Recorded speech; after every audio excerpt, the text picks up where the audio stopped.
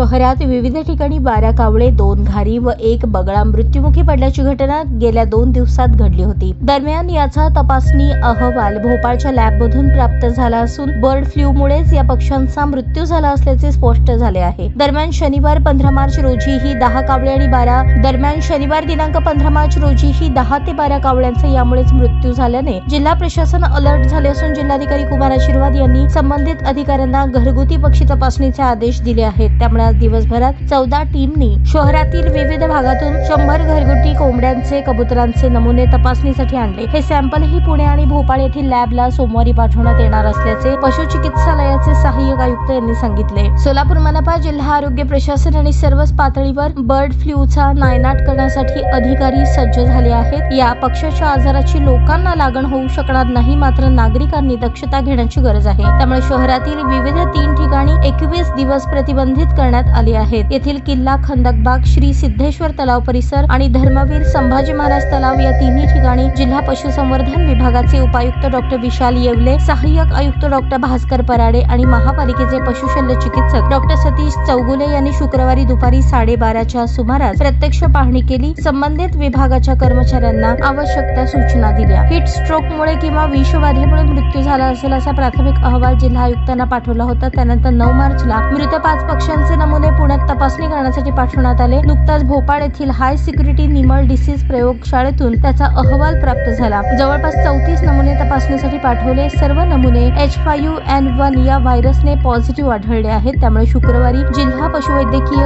सर्वच चिकित्सालय विभागाचे उपायुक्तांनी जिल्हाधिकारी कुमार आशीर्वाद यांना ही माहिती दिली। त्यानंतर जिल्हाधिकारी कार्यालयाने नोटिफिकेशन काढले। सर्व संबंधित विभागांना सतर्क राहण्याचे आदेश दिले आहेत। वन्य पक्ष्यांमध्ये बर्ड फ्लूचा अहवाल पॉझिटिव्ह आला आहे, पण घरगुती कोंबड्या, बदके किंवा इतर पक्षी यांना कोणताही आजार अथवा लागण झाल्याचे निदर्शनास आले नसल्याचेही डॉक्टर पराडे यांनी सांगितले। सध्या शहरात प्राथमिक खबरदारी घेतली जात आहे। संबंधित तिन्ही ठिकाणी स्वच्छता आणि औषध फवारणी केली जात आहे।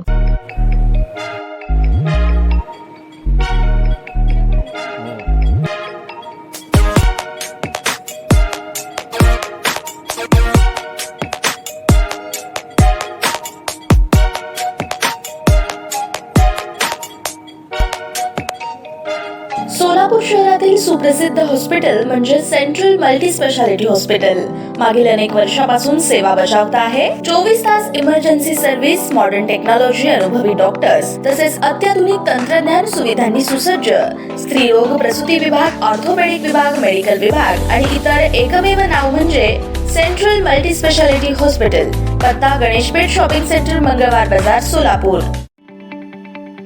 ताज्या बातम्या पाहण्यासाठी प्राईम महाराष्ट्र न्यूज चॅनलला सबस्क्राईब करा।